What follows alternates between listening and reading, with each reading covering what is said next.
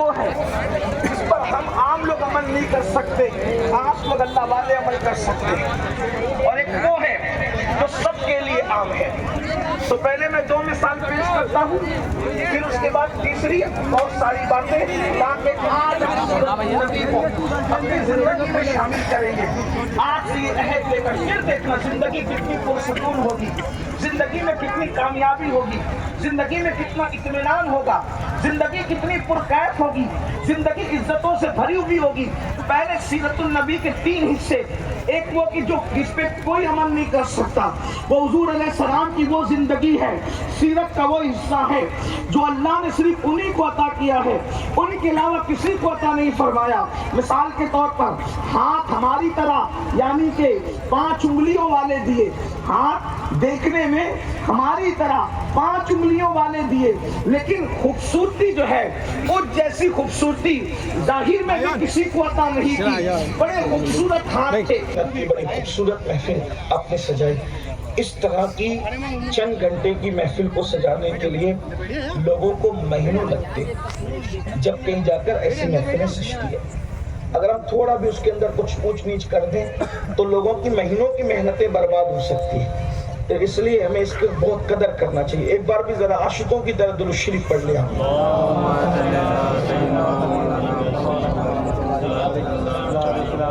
اللہ رب محمد صلی اللہ علیہ وسلم نحن عباد محمد صلی اللہ علیہ وسلم صلاۃ و سلام علیک یا جد الحسن والحسن۔ تو ہاتھ بھرا نظر آتا ہے، ایسا کبھی نہیں ہوتا کہ ہاتھ میں چیز رکھی بھی ہو اور ہاتھ خالی نظر آئے۔ ہاتھ میں چیز رکھی ہو اور ہاتھ خالی نظر آئے۔ اب میں نے مائک پکڑا، میرا ہاتھ بھر گیا، رومال پکڑا، ہاتھ بھر گیا، اسی طرح سب کے ہاتھ ہے، لیکن تنہا مصطفیٰ جان رحمت کے ہاتھوں کی شان یہ ہے کہ اللہ کے خزانوں کی کنجیاں ان کے ہاتھ میں ہر وقت موجود رہتی تھی، لیکن اس کے باوجود بھی ہاتھ خالی کے خالی نظر آتے تھے۔ اسی کو میرے امام کہتے ہیں مالک کونین ہے جو پاس کچھ رکھتے نہیں، دو جہاں کی نعمتیں ہیں ان کے خالی ہاتھ۔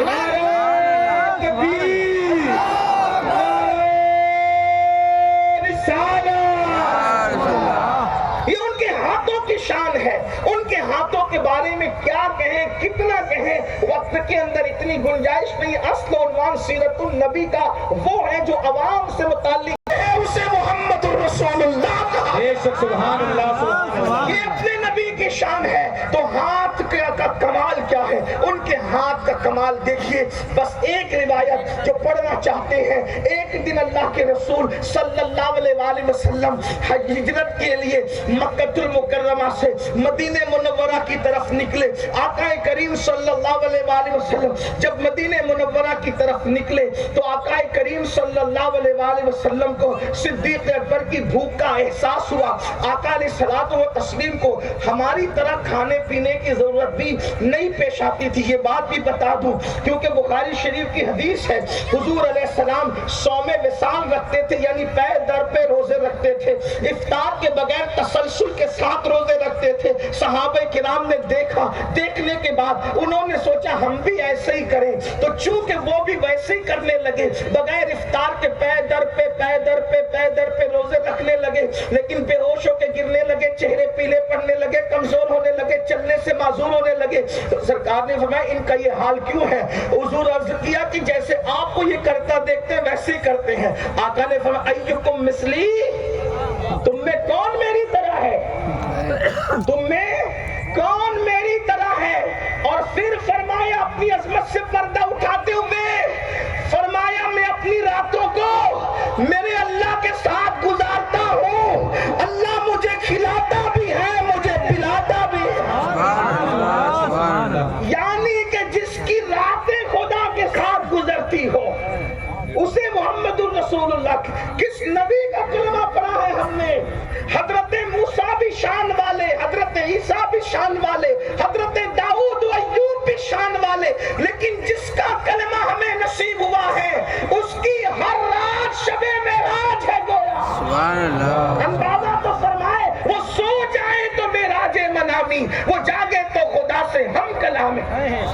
تو حضور علیہ الصلوۃ والتسلیم کو احساس ہوا حضرت سیدنا ابو بکر صدیق کی بھوک کا۔ وہاں پر ایک خیمہ لگا ہوا تھا، خیمے میں خاتون رہتی تھی، اس خاتون کا نام اس خاتون کی پہچان معبد کے نام سے تاریخ کراتی ہے، اور اس کی عادت تھی کہ وہ گزرتے ہوئے مسافروں کی خدمت کرتی تھی۔ حضور علیہ السلام اس خاتون کے خیمے پہ پہنچے، وہاں پہنچنے کے بعد میرے نبی نے صدیق اکبر سے کہا اس سے کہو کہ ہمیں کچھ کھلائے۔ اس نے کہا اے مسافروں، میری عادت تو مہمان نوازی اور کھلانے کی ہے، لیکن بات اتنی ہے کہ آج میرے گھر میں کچھ نہیں، میرے شوہر بکریاں لے کر جنگل گئے ہیں، ایک بکری بیمار ہے، 5 بکری ہے اور وہ خیمے میں پڑی ہے، اس لیے میں کچھ نہیں دے سکتی۔ حضور علیہ السلام نے خود نہیں کہا، صدیق اکبر سے کہا۔ یہ بھی یاد رکھنا سیرت کا یہ پہلو ہے، حضور نے پوری زندگی کسی سے کچھ نہیں مانگا، حضور نے کسی سے یہ بھی سیرت کا پہلو کچھ نہیں مانگا۔ سیرت کا یہ بھی پہلو ہے، اگر حضور علیہ السلام کا کوڑا زمین پہ گر جاتا تھا تو صحابہ کو نہیں کہتے تھے کہ مجھے ذرا اٹھا کر کے دے دو، بلکہ نیچے اتر کر کے اپنا کوڑا خود اٹھا لیا کرتے تھے۔ آج ہم ڈیپینڈ ہو گئے ہیں، ڈیپینڈنٹ زندگی گزار رہے ہیں، ہم تو اٹھ کے پانی بھی نہیں پی سکتے، ہم تو اللہ اکبر جوتے پہنانے والا بھی کوئی چاہیے، ہمیں رومال گر جائے تو کوئی اٹھا کر دینے والا چاہیے۔